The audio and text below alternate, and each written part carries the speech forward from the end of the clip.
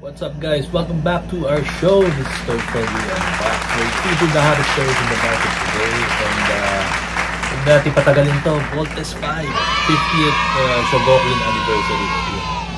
Voltes 5, ito yung newest release. Maraming nag-aabang nito na unbox natin. Siyempre, isa ako doon na Voltes 5 fans. Siyempre, marami sa atin dyan, Voltes 5 fans. So, inaabangan natin ito. Before anything else, please like, comment, subscribe to our channel, and don't forget to hit that notification bell for announcements on the future unboxing episodes and other fun stuff and other promos na magkakaroon tayo. And ito na nga, inaantay natin lahat to kasi ito yung newest release, Chrome, all chromed out edition na tawag nila. So, antay natin, here we go!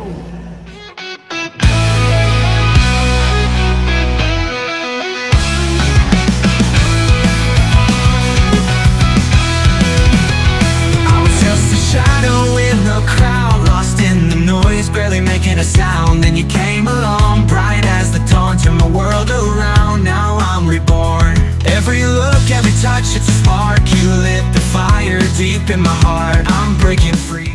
Welcome back, guys. Ito nga, mainit-init pa na Voltes 5 Shogokin 50th anniversary. Ito yung tinatawag na GX31 SP. So ito yung bagong release from Bandai Namco. And nakikita nyo naman ang itsura niya na kaagad dito sa cover natin, sa box art na may chrome parts. So yun ang kaiba niya dun sa mga previous release. And tingnan natin kung ano yung makikita natin dito. Let's check out the box first. Makikita nyo dito pala sa box, iba na yung orientation niya, vertical, di ba? Usually naka sideways lagi yung orientation ng art, pero for this one makita natin vertical na. And yan, kitang-kita nyo na yung itsura ng nasa loob. Yan, may mga chrome parts. And maganda dito sa box, kita nyo naman may gold foil stamp pa kasi nga 50 years of Shogokin. So kasama siya doon sa series na umabot sa 50 years ng mga super robots and other mecha characters and figures ng Bandai Namco and Tamashii Nation. So, yan, Soul of Shogokin and Voltes 5 logo. Ayan, Tamashii Nation's Bandai. On top, ganun din, may gold stuff. And makikita nyo, authentic to. Ayan, licensed product. Sa side, meron tayong silhouette type ng image ni Voltes 5 pa rin, GX31 SP. Yeah. Okay, sa likod, more photos of the aforementioned GX31 SP Voltes 5 na kasama dito yung naka-volt out na vehicle. Siyempre, yan, kilala nyo na yan, alam nyo na lahat yan. Tatakpan lang, yung joking hazard yung lander vehicle. Bubuksan naman natin. And dito sa isang side yung volt out vehicles, volt machines na nakaiwaiwalay and silhouette type. So yun, gagawin naman natin, buksan na natin to dahil hindi na rin ako mapag-antay. Okay guys, yan, buksan na natin. So makikita natin, ito na yung Voltes 5 parts o vehicles. Nandyan siya, sealed na sealed. Mechanical eagle tayo. And ayan, ultra electromagnetic top, yung mga top. And of course, yung alternate yung V or emblem niya sa chest. Okay. So far similar din dun sa sa mga previous na Voltes 5 release ng ganitong height. Pero yun nga, ang kaibahan niya, ito yung ang kaibahan niya is yung chrome parts. So mamaya witness natin ang malapitan niya. So dito pa lang yung mga ibang parts, nandito rin alternate hands, so of course laser sword, and yung base. Meron siya maliit na base. Yun. siya. Sila natin sa plastic cage. So before anything else, nakalimutan natin ito, may manual syempre ito, no? Manual of instructions. And maganda ngayon yung magkakagawa nito up close. Up close yung photo ni Voltes 5 dito. Tingnan natin. Syempre, as always, malinaw naman yung instructions niya. Kahit Japanese yung language, I'm sure ma-figure out kung ano yung gagawin nyo. Diba? Simple lang. Kaya natin. Sa dami ba naman ng unbox natin na Voltes 5? And syempre, from Bandai Tamashii Nations. Sisi natin. Okay. Yan, ganda. Let's do it. Okay guys, so yeah, pinawalan na natin sa sa cage nila. And isa-isahin natin yung kung ano itsura nila itong release na to. So yun nga, ang promise is chrome parts, and meron nga talaga yun. Chromed out silver parts nung mga vehicles. Ito si Cruiser 1, as you can see, diba? Dito sa may wing part, chromed out yan sa gitna, sa center, and also dito sa mga joints niya. Chrome effect. So ganda yung tingnan natin si bomber. Yun, pati yung paint paint accents bagay dun sa chrome parts. Yan. So nakikita shiny chrome parts talaga, diba? Nakikita mo yung mukha mo. Ganda yun. Itong edition na to talagang appropriate for a 50th anniversary release. Yan, si bomber. And sunod natin, of course, Panzer. At pansin ko lang dito guys, no, dito sa release na to, maybe it's because it's a just really new product or item. So sensitive yung ibang mga joints. So siguro ingatan lang din natin yung mga pagbe-bend sa joints. Baka mamalas tayo, mabali. Hindi ko naman na-encounter yun sa mga previous release. Medyo confident naman ako sa pag-bend dun sa mga joints, pero for this one siguro dahil bagong-bago siya talaga, medyo stubborn yung ibang joints. Yan, lalo na dito sa claw. Pero hindi naman to, diba? Hindi mo naman paglalaruan ng todo. Ewan ko, ako hindi kasi hindi ko pinaglalaruan to eh. Sabihin sa mga bata na lang. So bago kayo magsisi, ingat-ingatan nyo lang yung mga pagbabali or bend on how to bend those parts. So, as much as possible, avoid unnecessary bending of the joints. Huwag kayong masyadong manggigil, kumbaga, kasi sayang naman. So ito, chromed out parts pa rin. Ayan, ito sa may stomach area. Of course, yung paint job nito talagang pulido talaga. Ito, si Frigate. Ang ganda, oh. Nagkaka-probe sa kanya, oh. Pati yung wheels. Shining, shimmering. Ayan. Ang ganda. And last but not the least, I think yung nag-benefit ng chrome sa lahat itong lander vehicle. Yan, tingnan mo. Kitang-kita yung chrome parts niya dito sa upper portion. And ito pa isa example guys, yung antenna nito. Nako, medyo ito na. Ayoko nga sana iangat na kasi nga parang medyo weak. Ingatan nyo na, baka mabali. Pero so far so good.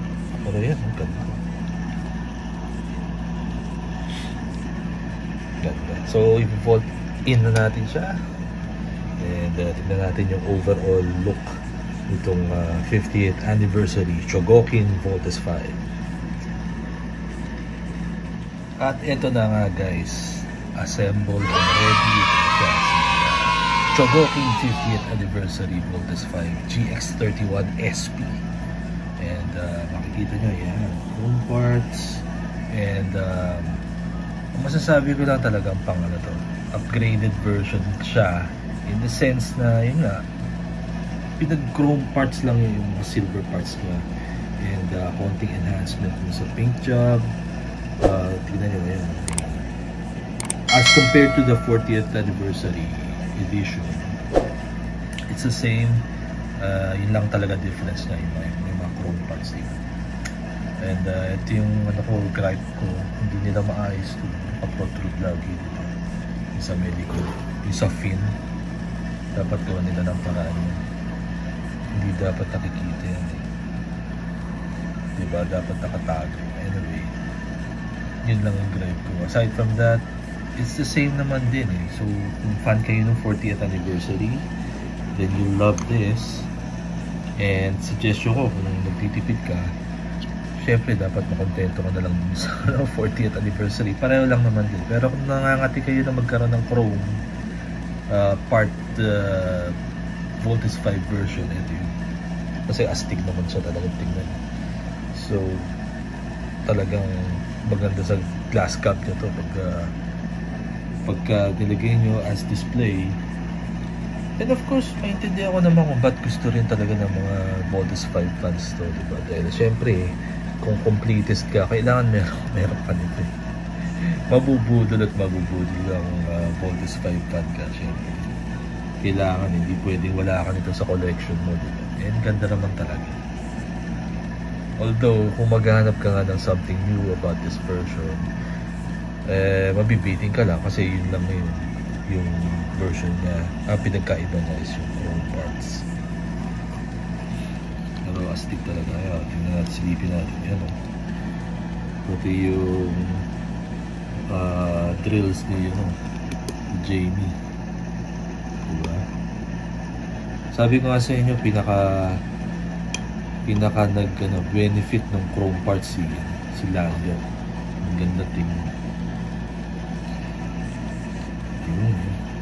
Tapos isang warning nga ulit dun sa mga young ones na nabiyayaan na magkaroon nito ng parents nila. Ingat kayo dun sa small parts ha. Hindi naman dahil sa mga i-injured kayo, pero medyo fragile yung ibang parts. Ayan, yung fin,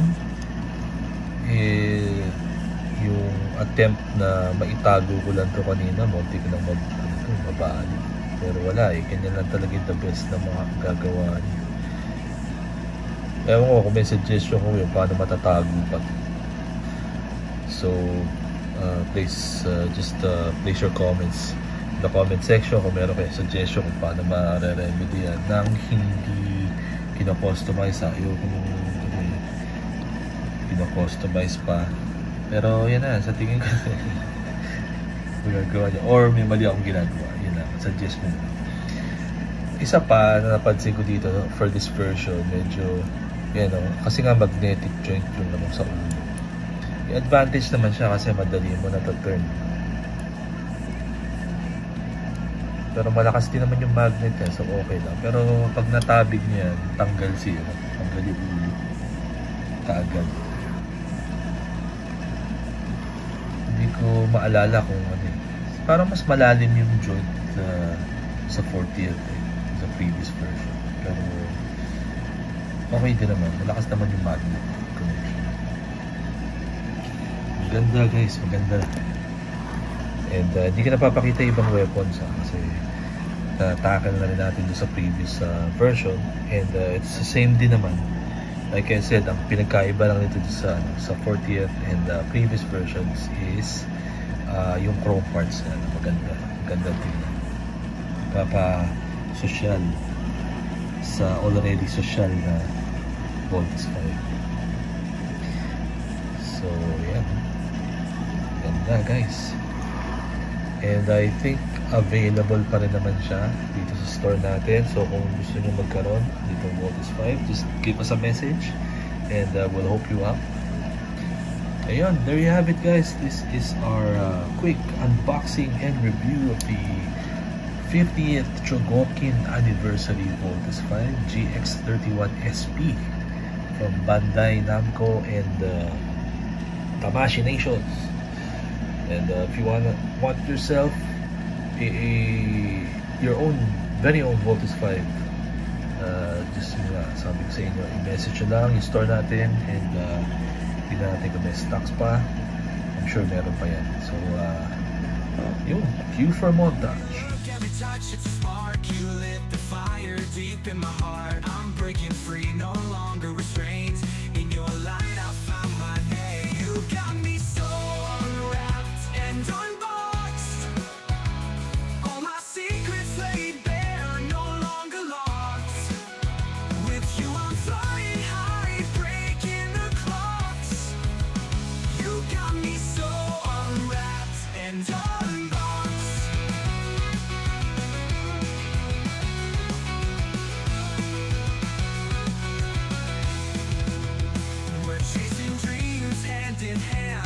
Every storm will make us stand. Your smile's my compass, my guiding star. No matter how far we'll go where we are. Every step, every breath, it's a dance. In your eyes I found my chance. I'm breaking free, no longer restrained. In your light I found my name. You got me so unwrapped and unboxed.